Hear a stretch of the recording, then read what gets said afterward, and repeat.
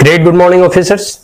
मैं सुमित कुमार सिंह आप तमाम यूपीएससी एस्पायरेंट्स या कोई अदर कॉम्पिटिटिव एग्जामिनेशन की तैयारी कर रहे विद्यार्थियों का इस मगध पुत्र ड्रीम आईएएस यूट्यूब चैनल में अभिनंदन करता हूं।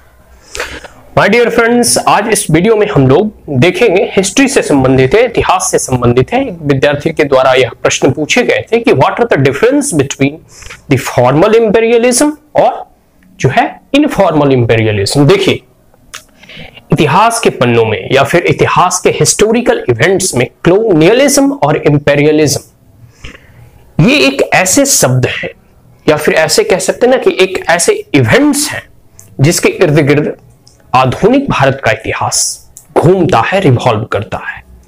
तो पहले इनफॉर्मल और फॉर्मल इंपेरियलिज्म के डिफरेंसेस या उसे समझने के लिए हमें इंपेरियलिज्म के बारे में जानना आवश्यक है। तो हम इसका डिफिनीशन बताने नहीं जा रहे हैं, ऑलरेडी डिफिनीशन बुक्स में अवेलेबल है, आप उसे जो है वहां से पढ़ सकते हैं। तो पहले हम इंपेरियलिज्म को समझते हैं, ठीक है। इसका हिंदी शब्द जो है उपनिवेशवाद है, ठीक है। उपनिवेश से उपनिवेशवाद एक वाद है, इंपेरियलिज्म इज्म है, इज्म, ठीक है। तो इसी चीज को समझने के लिए हम एज ए एग्जाम्पल के रूप में और वह भारत का ही उदाहरण के रूप में उदाहरण से हम लोग समझने का प्रयास करेंगे, ठीक है। तो अगर भारत के आधुनिक इतिहास को देखेंगे, आधुनिक काल जब भारत का प्रारंभ होता है तो वो उपनिवेशवाद से ही प्रारंभ होता है, ठीक है। जब मेडिवल इंडिया खत्म होता है, मॉडर्न इंडियन हिस्ट्री जब हमारा स्टार्ट होता है तो सबसे बड़ी जो है एग्जांपल इसमें उपनिवेशवाद है, हम इंडिया का दे सकते हैं, ठीक है। भारत जब अंग्रेज का आधिपत्य भारत पर था तो आधिपत्य इन द सेंस कि इंडिया एज अ कॉलोनी के रूप में उस वक्त भारत पूरे के पूरे भारत जो भी पाकिस्तान, बांग्लादेश वगैरह है, म्यांमार, इधर तिब्बत वगैरह, तो खैर तिब्बत तो खैर भारत का हिस्सा नहीं था, मतलब इधर जो पूरा पाकिस्तान और बांग्लादेश का एरिया है, फिर इधर नीचे श्रीलंका वगैरह, तो सारे के सारे उस वक्त जो है एक इंडियन सब कॉन्टिनेंट में आ जाते थे जो कि अंग्रेज का आधिपत्य था। सिर्फ अंग्रेज ही नहीं, सिर्फ ब्रिटिश ही नहीं,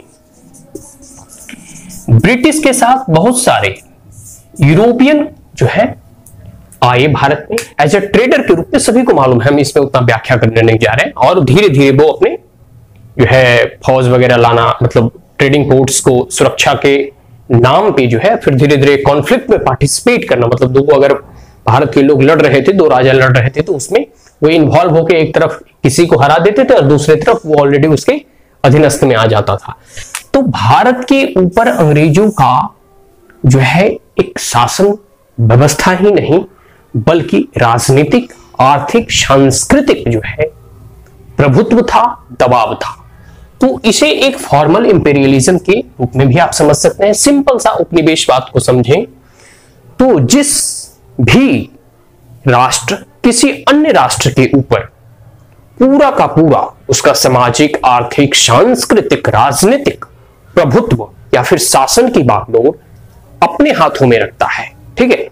मतलब कह सकते हैं कि ब्रिटिश अपने हाथों में पूरी की पूरी भारत की शासन व्यवस्था, पूरी की पूरी राजनीतिक, आर्थिक, हर एक डायमेंशंस जो भी सोशियो इकोनॉमिक एस्पेक्ट्स भी सारे के सारे जो है वह ब्रिटेन के हाथ में था। ब्रिटिश ईस्ट इंडिया कंपनी के हैं या ब्रिटेन की महारानी के हैं, जो भी करें, वो ब्रिटिश के हाथ में था।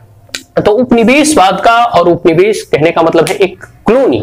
कॉलोनी आप बीज मधुमक्खी भी देखते हैं किस प्रकार कॉलोनी बनाती है, ठीक इसी प्रकार ये लोग भी कॉलोनी बनाते थे शोषण करने के लिए, उसका इकोनॉमिक एक्सप्लॉइटेशन करने के लिए, एग्जॉर्बिटेंट वे में वहां से टैक्स कलेक्ट करने के लिए। खैर बहुत सारे इसके आयाम थे, उन तमाम आयामों के बारे में हम यहां डिस्कस नहीं करेंगे, बस जानेंगे कि इंपेरियलिज्म का एक उदाहरण देखें कि किस प्रकार से ब्रिटिश का कॉलोनी भारत था। भारत ही नहीं, उस वक्त अभी के वर्तमान का पाकिस्तान, बांग्लादेश, श्रीलंका, तमाम जो देश थे वह इसके जो है ब्रिटिश की एक कॉलोनी थी, उपनिवेश था।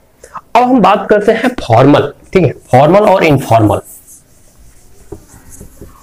ठीक है। यहां बात मुख्यतः होगी, इसको हम 2 पार्ट सेक्शन में डिवाइड करते हैं, ठीक है। फॉर्मल इंपेरियलिज्म और इनफॉर्मल।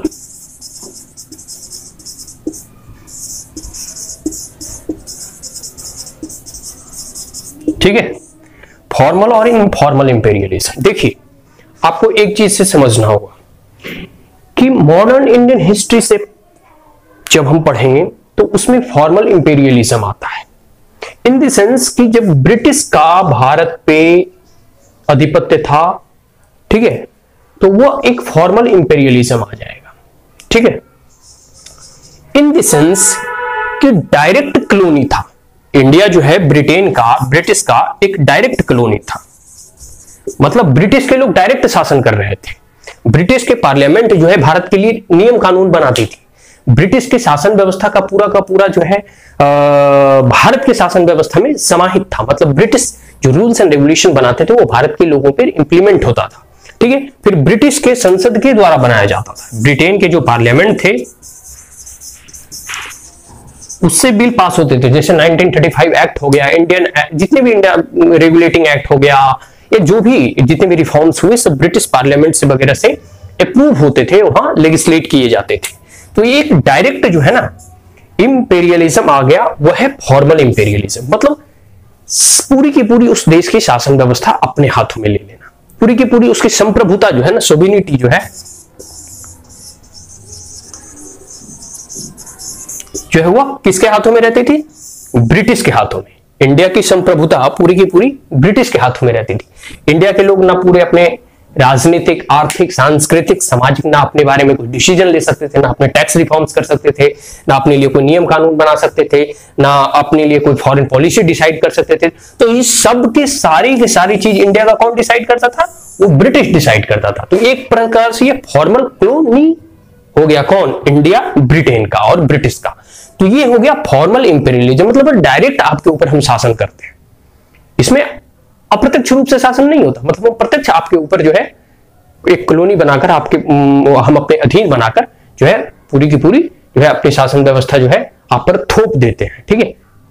अब आ जाते हैं इनफॉर्मल। इनफॉर्मल में इनडायरेक्ट वे में हम शासन करते हैं, ठीक है, या इनडायरेक्ट रूल कह सकते हैं या इनडायरेक्ट कॉलोनी कह सकते हैं। अब एग्जांपल ले लेते हैं कैसे। अब जैसे देखिए भारत तो आजाद हो गया, Bharat now India is a sovereign nation, ये अपनी पूरी की पूरी राजनीतिक, आर्थिक, सामाजिक पूरी की पूरी, चाहे फॉरेन पॉलिसी हो, इकोनॉमिक पॉलिसी हो, सोशियो इकोनॉमिक पॉलिसी हो, कोई भी पॉलिसी हो, Bharat now India is independent to take any decision without any external pressure influence. India जो है अब पूरी की पूरी तरह से 1947 के बाद 1947 के बाद जो पूरी की पूरी तरह से संप्रभुत्व गणराज्य संपन्न राष्ट्र बन गया, ठीक है। तो अब जो है इंडिया पूरी की पूरी तरह से डिसीजन ले सकता है, बट इसके डिसीजंस भी एक्सटर्नल फैक्टर से इन्फ्लुएंस होते हैं। जैसे कि इंडिया का 1991 का इकोनॉमिक रिफॉर्म, 1991 का इंडिया का जो 1991 का इकोनॉमिक रिफॉर्म है, LPG, liberalisation, privatisation and globalisation, या in other word we can see that जितने भी WTO है, IMF है, वर्ल्ड बैंक है,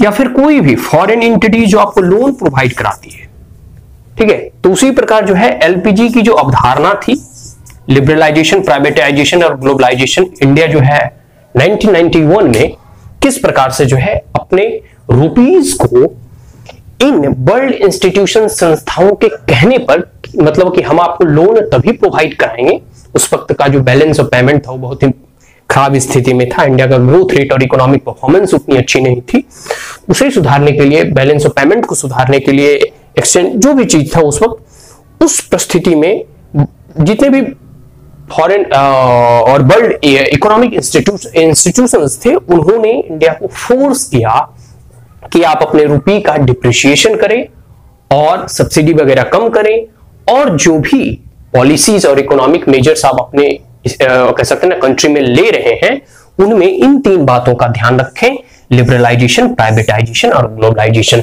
लिबरलाइजेशन मतलब आप अपने इकोनॉमी को लिबरलाइज करें, लिबरलाइज इन द सेंस कि उसे खोलें, उसे प्राइवेट सेक्टर के लिए, प्राइवेटाइजेशन मतलब प्राइवेट सेक्टर अब उसमें आए। पहले होता था ना एक इंस्पेक्टर राज होता था, बहुत सारे लाइसेंस राज होते थे, अब उसे खोलने के बाद जितने भी प्राइवेट, तो देखिए भारत डिसीजन ले रहा है, बट 1991 में जो है अपना इकोनॉमिक जो रिफॉर्म किया, उसमें अदर जो वर्ल्ड के बिगर इंस्टीट्यूशंस थे, जो कि वेस्टर्न कंट्री से इन्फ्लुएंस्ड है, ठीक है, जो कि वेस्टर्न कंट्री से इन्फ्लुएंस है, उसके प्रभाव में आकर अपने रुपये का डिप्रिसिएशन करता है। और इन तीनों पॉलिसीज का चाहे कोई भी कारण रहे हो, इंडिया का मजबूरी ही क्यों ना रहा हो, लेकिन लोन लेने के पहले इन लोगों ने यह बात रखी, इन्होंने शर्त रखी। तो एक प्रकार से यह हो गया इनफॉर्मल इंपीरियलिज्म कि हम आपको लोन तो देंगे लेकिन आपको हमारी बातें माननी होगी, हमारी शर्तें माननी होगी। तो अप्रत्यक्ष रूप से जो है किसी के ऊपर शासन करना। 1947 से पहले क्या था? प्रत्यक्ष रूप से शासन करना। ब्रिटिश जो है आपके जो है पूरी की पूरी शासन की व्यवस्था, फॉरेन पॉलिसी हो गया, इकोनॉमिक्स मेजर हो गया, टैक्स रिफॉर्म्स हो गया, सोशियो इकोनॉमिक रिफॉर्म्स हो गए, सब शासन व्यवस्था अपने हाथ में ले रखी थी, ठीक है। अब जो है कि डायरेक्ट शासन व्यवस्था नहीं है, बट इनफॉर्मल, अप्रत्यक्ष रूप से आप पे शासन कर रहे हैं। तो ये हो गया इनफॉर्मल इंपीरियलिज्म, ठीक है, उपनिवेशवाद जिसे कहते हैं, अप्रत्यक्ष रूप से। अब आ जाते हैं इसमें और सारे एक उदाहरण के रूप में हम देखते हैं। अब ये कॉन्सेप्ट बहुत चर्चा में आता है, नियोक्लोनियलिज्म, ठीक है। नियोक्लोनियलिज्म या फिर एक जो है बहुत ही कह सकते हैं पुअर कंटिनेंट उसे कहते हैं, बट दे आर इकोनॉमिकली और रिसोर्स रिच कंटिनेंट है, जिसको हम अफ्रीका कहते हैं। अफ्रीका में भी इस कॉन्सेप्ट को हम देखने को मिलेगा, इनफॉर्मल इंपीरियलिज्म। मतलब अप्रत्यक्ष रूप से किस प्रकार अफ्रीका में, या फिर एक और उदाहरण है जैसे ईरान हो गया। ईरान पे अमेरिका जो है, यूएस जो है सैंक्शन लगाता है, ठीक है, न्यूक्लियर बॉम्ब्स से रिलेटेड सैंक्शन है, सभी को मालूम है। तो इस सैंक्शंस को लेकर अब जो है यूएस किसी भी राष्ट्र पर अगर सैंक्शन, अब जैसे भारत के ही ऊपर जो है बार बार बोलता है कि अगर आप रसिया से S-400 जो मिसाइल डिफेंस सिस्टम है इसे अगर आप खरीदेंगे तो भारत पर जो है अमेरिका सैंक्शन लगा देगा। सैंक्शन लगाने का मतलब इकोनॉमिक प्रतिबंध लगाना, ठीक है। तो यूएस जो है ईरान पे सैंक्शन लगाता है, अप्रत्यक्ष रूप से इसको जो है बाध्य करता है, तुम्हारी इकोनॉमी खत्म हो जाएगी, तुम्हारे यहाँ जॉब लॉस होगा, कोई फैक्ट्री या कोई बड़े फॉरेन इन्वेस्टर जो है आप तुम्हारे कंट्री में इन्वेस्ट नहीं करेंगे। तो अप्रत्यक्ष रूप से इस पर दबाव बनाता है, मतलब अप्रत्यक्ष रूप से यूएस जो है ईरान पे शासन करता है।